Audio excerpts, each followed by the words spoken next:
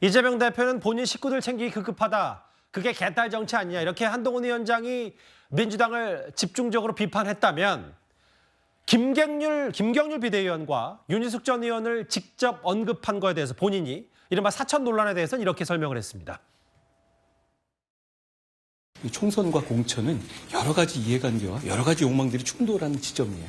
그러니까 모두를 만족시킬 수는 없습니다. 제가 그렇게 몇 군데에 대해서 소개하는 이유는 여러분이 충분히 다 아시다시피 이번 총선의 시대 정신을 제가 국민들께 설명하기 위함입니다. 우리가 승리하기 위한 범위 내에서 제가 우리의 어떤 지향이라든가 시대 정신을 말할 수 있는 후보를 얘기하고 소개하는 게 안 되는 겁니까?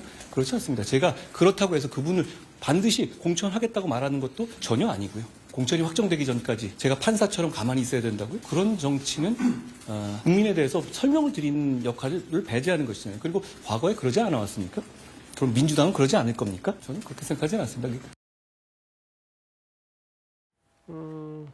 대통령실과의 갈등 고리 중에 하나였던 김경률 비대위원을 마포에서 직접 언급한 거, 혹은 어제 윤희숙 전 의원 경제 전문가다, 임종석 전 실장 붙으면 누가 경제를 살릴 건지 보자, 이런저런 얘기에 대해서 공천 확정 전까지 판사처럼 가만히 있어야 한다고 보지 않는다. 그러면서 이현정 의원님, 총선의 시대 정신이라는 걸 강조했습니다. 이게 무슨 의미라고 받아들일까요? 그러니까 한동훈 위원장이 처음에 이 지명을 받아서 첫 번째 출근했을 때 한 이야기가 바로 이 586 기득권에 대한 타파. 이거를 이제 가장 본인의 어떤 중요한 핵심적 가치로 내세웠지 않습니까? 이게 시대 정신이다. 라는 이야기를 몇 차례 걸쳐서 이야기를 했습니다. 즉, 현재 민주당이 이제 586 세대가 사실상 이제 당의 주류를 형성하고 있는 거거든요. 그게 이제 문재인 노무현 정권을 이어가면서 결국 이제 이 민주 진보 진영의 어떤 주류가 됐고, 실제로 이런 586 세대가 결국은 이런 어떤 정책적인 실패, 또 이 기득권, 이것 때문에 많은 비판들을 받고 있는 거 아니겠습니까? 자, 그런 상황들을 어떤 이번 선거에서는 핵심적인 어떤 이 프레임으로 제시하겠다는 게 이제 한동훈 위원장이 이야기를 했잖아요. 그렇다면 선거란 게 전략 싸움이잖아요. 구도를 어떻게 만드는가. 그게 제일 중요한 거거든요. 즉, 구도를 만들어야지만이 국민들이 어떤 선택할 때, 자, 나는 이번에 그럼 어떤 부분을 동의할 것인지 선택을 할 거 아니겠습니까? 586 척결을 동의할지, 아니면 무능한 여당을 심판하는 데 동의할지, 이런 부분에 대한 선택을 해야 되는데, 지금 한동훈 위원장이 바로 이게 시대 정신이라는 게 바로 이제 586 기득권 청산인데, 그렇다면 거기에 맞는 인물들, 이런 인물들을 당 비대위원장이 소개하고 어떤 이야기하는 것 자체가 이게 전혀 어떤 면에서 보면 공정한 원칙에 어긋나지 않는다. 이게 전략적인 측면에서는 충분히 그런 어떤 가능성이 있는 거거든요. 그래서 이제 윤희숙, 김경률 이런 분들을 소개한 것 자체, 이거는 제가 볼 때는 선거라는 게 그동안 전략 공천 안 한 적이 없습니다. 그냥 시스템대로 공천을 한 적이 없어요. 왜냐, 선거라는 게 항상 그 시대에 맞게끔 그 프레임 자체가 짜여지는 것이거든요.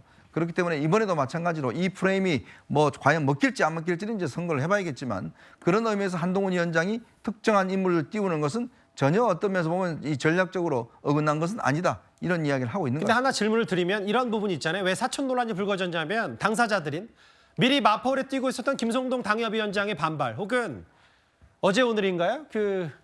대통령실 행정관 출신 권혜연 전 행정관도 나 여기다 뛰고 있었는데, 그러면 내 이름을 똑같이 불러주든지, 아니면 일단 그런 언급을 직접적으로 하면서 마치 밀어준다는 인상은 주지 않았어야 되는 거 아니냐.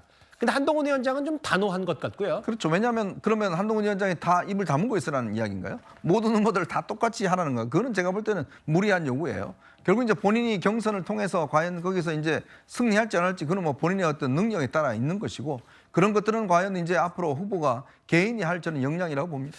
결국은 첫 수락연설 때부터 운동권 청산을 한동훈 의원이 기치로 내걸었고, 그거를 시대 정신을 설명하기 위한 거다. 왜 두 사람을 꼭 집어서 직접 소개했냐, 이렇게 얘기했는데요. 오늘 기자들이 물었습니다. 임종석 전 비서실장 관련 질문, 한동훈 위원장 이렇게 답을 했습니다. 임종석 총장 같은 경우는 경제 폭탄의 주범이 윤석열 정부라면서 위원장님이 사과를 고리를 해야 된다, 이런 말들이. 그게 무슨 맥락이죠, 그게? 이해하시겠어요? 난 무슨 소리인지 모르겠던데요.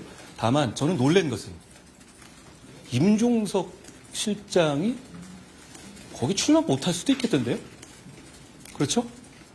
저는 그래서 이재명 대표의 민주당이 뭔가 정신 차리고 운동권 특권 정치를 종식하려는데 동참하려는 줄 알았어요. 근데 그게 아니더라고요. 운동권 특권 정치조차도 만족 못하고 개딸 정치를 하겠다는 것 같던데요. 거기다가 자기 사람 밀어넣고 이재명 대표가 이끄는 민주당은 이번 총선의 목표가 이재명 대표를 지켜줄 사람들끼리만 아주 소수 정예로 모이겠다는 것 같아요. 우리 당은 반대입니다.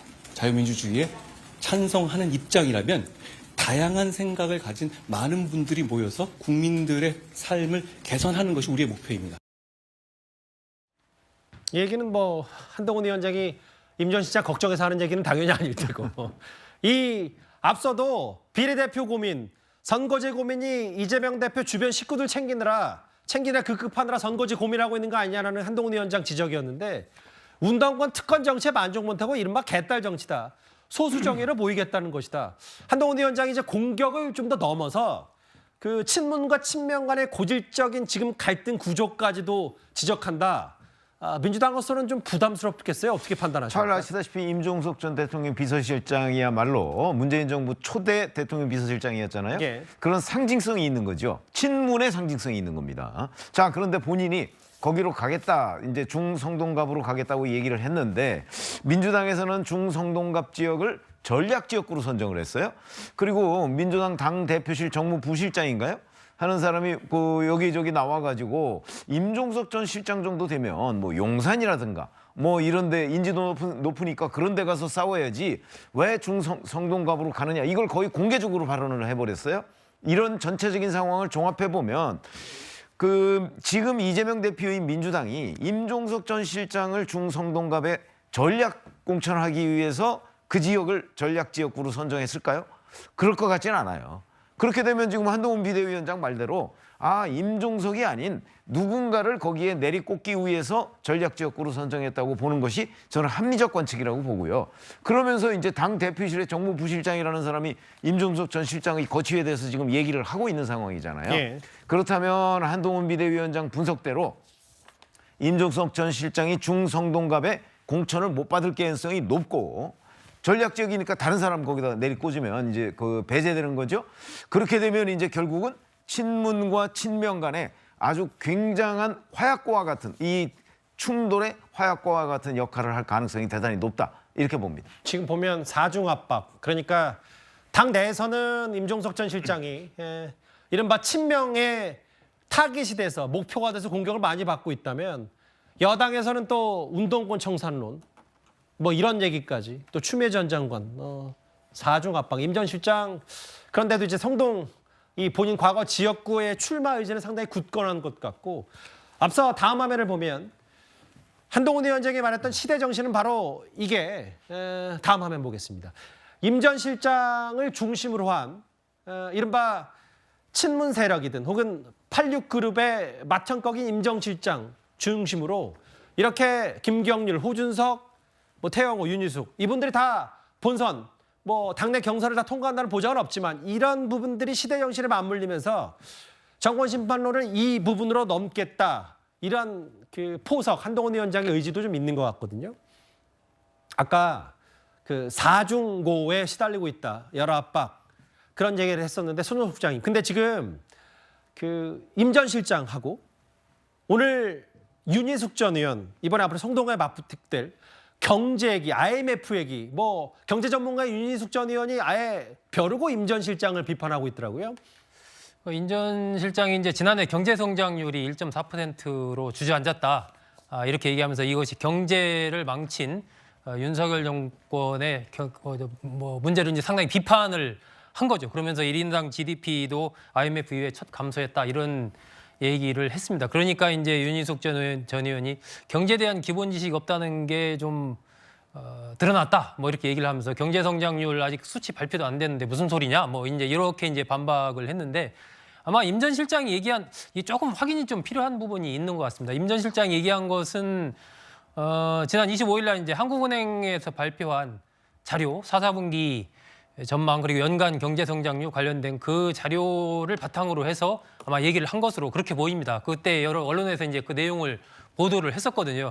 지난해 경제 성장률이 1.4%였고 이게 최근 3년간 가장 낮은 수치다, 이런 내용의 보도가 여러 매체에서 나오고, 아마 그렇기 때문에 임 전 실장이 그것을 보고 얘기를 한 것으로 보이고, 윤 전 의원이 아직 뭐 그 구체적인 수치가 나오지도 않았다 무슨 소리냐라고 얘기한 것은 뭐 공식적인 어떤 정부의 발표 이런 게 없고 한국은행 자료만 나온 상태 아니냐 아마 이 얘기를 한 것인지 아니면 한국은행 자료를 정확하게 확인을 못하고 한 것인지 모르겠는데 어쨌든 여기에 대해서는 조금 확인이 좀 필요한 것 같고요. 두 사람이 일단 저런 논점으로 붙는다는 것은 윤 전 의원으로서는 경제에 대해서는 내가 최고 전문가다 이 얘기를 하고 싶은 것이고 임 전 실장 등을 이제 586으로 규정을 하면서 한 게 뭐 있냐 그런 잘 모르지 않냐 실력이 없지 않느냐 이런 얘기를 이제 하고 싶은 맥락에서 아마 윤 전 의원도 굉장히 강하게 또 임 전 실장을 공격한 것이 아닌가 이렇게 좀 생각이 됩니다.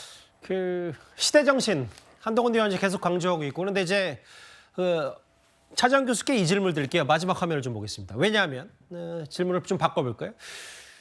공천관리위원장의 얘기가 하나 있는데 뭐냐면 정영환 공관위원장 얘기는 결국은 김경률 혹은 윤희숙 준비가 돼 있는다면 필요시 과감히 우선 추천하겠다라는 얘기를 했기 때문에 이게 마치 한동훈 위원장이 생각하고 있는 이른바 이기는 공천, 전략 공천에 대해서 공감대가 당 내에서도 많이 형성돼 있는 거 아니냐 어떻게 판단하실까요? 저는 뭐 그렇다고 봅니다. 사실 뭐 공관위원장이 이렇게까지 공개적으로 이야기한다는 것 자체가 상당히 어떻게 보면 한동훈 위원장이 지금 그러니까 추진하고 있는 선거 구도에 대한 소위 말하는 운동권 청산에 대한 이 심판 구도 이런 부분들에 대해서 상당히 당내에 지금 공관위원장을 비롯해서 일종의 대세가 형성된 것이 아닐까 하는 생각이 드는데요. 물론 여기에 대해서 당사자들은 강하게 반발을 하고 있죠. 김성동 전 당협위원장 같은 경우는 특정인 밀어주기다.